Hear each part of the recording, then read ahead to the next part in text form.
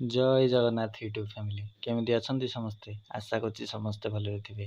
ଆଜି ଆପଣଙ୍କର ଛେଳିର ଚତୁରତା କାହାଣୀର ପାର୍ଟ 2କୁ ନେଇ ଆସିଛି। ତ ଚାଲନ୍ତୁ ଆଉ ଡେରି ନ କରି କାହାଣୀଟିକୁ ଏନ୍ଜୟ କରିବା। କାଶୀ ବୁଦ୍ଧିଆ ଜୀବ ବିଷୟରେ ଯେଉଁ ଗପଟିଏ କହୁଥିଲ ଅଧାରେ ରହିଯାଇଥିଲା, ଏବେ ସେଠାରୁ ଆରମ୍ଭ କର।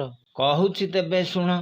ତା ପରଦିନ ସିଂହ ସକାଳୁ ଆସି ଦେଖିଲା ତାର ଗୁମ୍ଫାର ଦ୍ୱାର ଏକ ବଡ଼ ପଥର ଖଣ୍ଡ ଦ୍ୱାର ବନ୍ଦ ହୋଇଛି। ସିଂହ ଭାବିଲା, ଏ ଜଙ୍ଗଲରେ ମୋଠୁ ବଳୁଆ କିଏ ଅଛି? ତାର ଏତେ ସାହସ ମୋ ଗୁମ୍ଫା ଭିତରେ ଅଛି। ତାପରେ ସିଂହ ଗର୍ଜନ କରି କହିଲା, କାହାର ଏତେ ସାହସ? ଆବେ ତୁ ମୋ ସାମ୍ନାକୁ ଆସ, ମୁଁ ତୋତେ ଗୋଟା ଗିଳିଦେବି। ଆଉ ଯଦି ସାହସ ଅଛି ଏବେ ବାହାର ମୋ ସାମ୍ନାକୁ। ସିଂହର ଏ କଥା ଶୁଣି କୁନାକୁନି ଡରିଗଲେ। କୁନି ଚାଲାଖ କରି କହିଲା, ତୁ କ'ଣ ମୋତେ ଖାଇଦେବୁ? ମୁଁ ତୋତେ ଜିଅନ୍ତା ଗୋଟା ଖାଇଯିବି। କାଶୀ ଏ ଛେଳି ଦୁଇଟି ସିଂହଙ୍କୁ କ'ଣ ଡର ଦେଖାଇଲେଣି? ଆଉ ତାପରେ ପୁଣି କ'ଣ ହେଲା? ଆରେ ତେବେ ଶୁଣ କହୁଛି।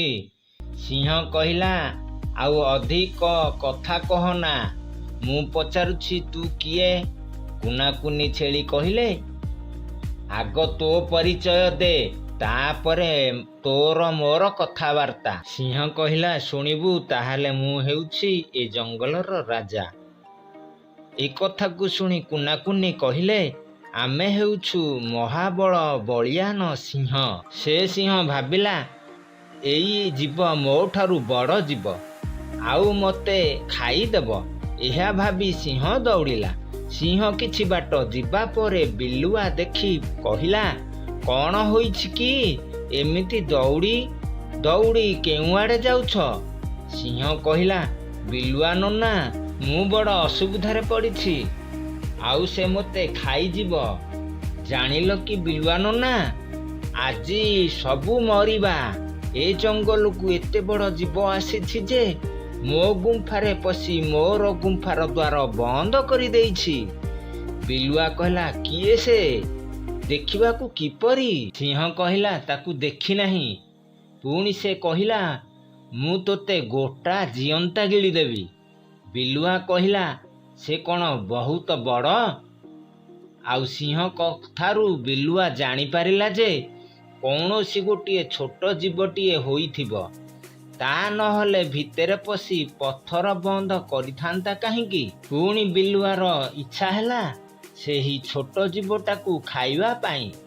ବିଲୁଆ ମନେ ମନେ ଭାବିଲା, ବାଘ ପାଖକୁ ଯାଇ ଶିଖାଇଲା କିପରି ଗୁମ୍ଫା ପାଖକୁ ନେବାକୁ ପଡ଼ିବ।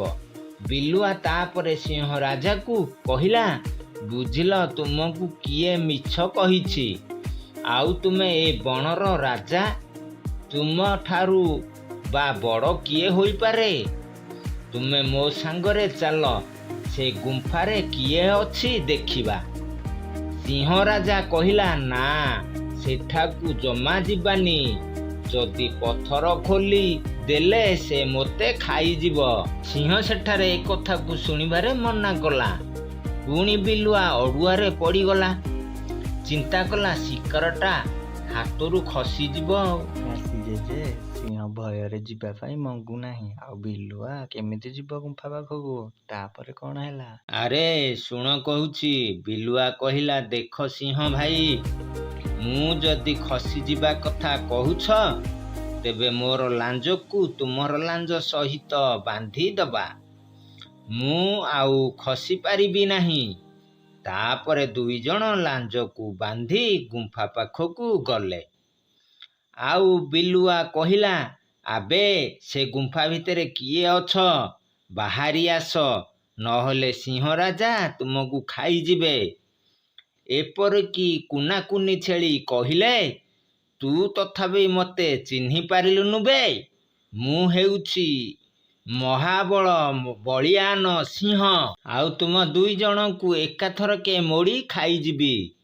ତେବେ ରହ, ଫିଟାଉଛି ଏ ପଥର ଦ୍ୱାରଟି।